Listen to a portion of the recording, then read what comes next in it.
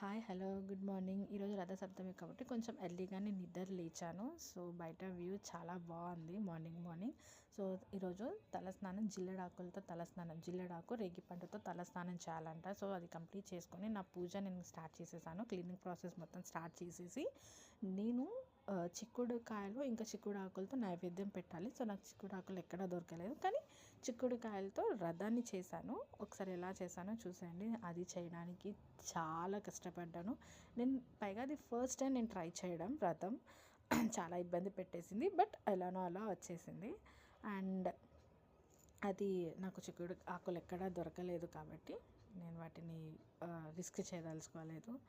And ఇది రథం ఇలా చేశాను. టూత్ పిక్స్లో అలా కష్టపడి చేశాను. ఎలానో అలా, ప్లీజ్ ఏమనుకోవద్దు. అండ్ ఇంకా యాజ్ యూజువల్ పాయసం స్టార్ట్ చేశాను. అండ్ రైస్ని కడగద్దంట ఈరోజు. కడగకుండా జస్ట్ నెయ్యితోటి మాత్రమే పాలల్లో వేసి చేయాలి.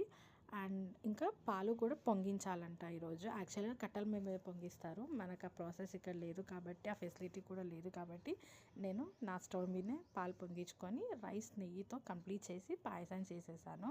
అండ్ వడపప్పు కూడా చేస్తారు, అది కూడా చేసేసాను.